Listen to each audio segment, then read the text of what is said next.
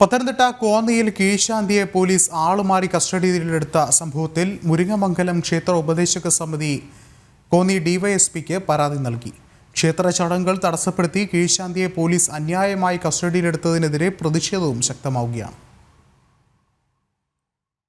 അത്താഴപൂജ ഉൾപ്പെടെയുള്ള ചടങ്ങുകൾ ബാക്കി നിൽക്കെ കീഴ്ശാന്തിയെ അന്യായമായി പോലീസ് കസ്റ്റഡിയിലെടുത്തത് അംഗീകരിക്കാനാകില്ലെന്ന് ചൂണ്ടിക്കാട്ടിയാണ് ഉപദേശക സമിതിയുടെ പരാതി.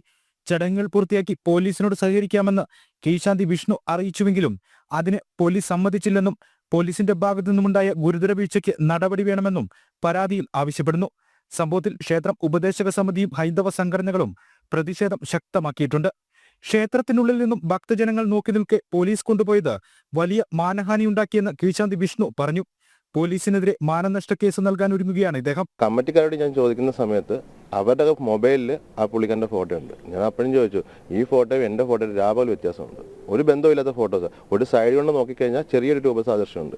പിന്നെ എൻ്റെ ദേഹത്താണെങ്കിൽ പച്ച കുത്തിയിട്ടുണ്ട്, അദ്ദേഹത്തിൻ്റെ ദേഹത്ത് പച്ച കുത്തിയിട്ടുമില്ല. അവർ ഈ പോലീസുകാർക്ക് കൊടുത്ത ഫോട്ടോ തന്നെ ഞാൻ ഈ പച്ച കുത്തിച്ചിരിക്കുന്ന ഫോട്ടോയാണ്. അവരതൊന്നും ശ്രദ്ധിക്കാതെയാണ് ഇത് കൊടുത്തതെന്നൊന്നും അറിയത്തില്ല. പിന്നീട് ഈ കമ്മിറ്റിക്കാരോട് സംസാരിക്കാൻ വേണ്ടി ഒരുപാട് സമയങ്ങളൊന്നും എനിക്ക് കിട്ടിയിരുന്നില്ല. എന്നെ പിന്നെ ഒരു മൂലക്ക് ഒരു കസയായിട്ട് മാറ്റിയിരുത്തി. പിന്നെ അവിടുത്തെ പോലീസുകാരും കമ്മിറ്റിക്കാരും തമ്മിലാണ് സംസാരം കാര്യങ്ങളൊക്കെ ഉണ്ടായത്.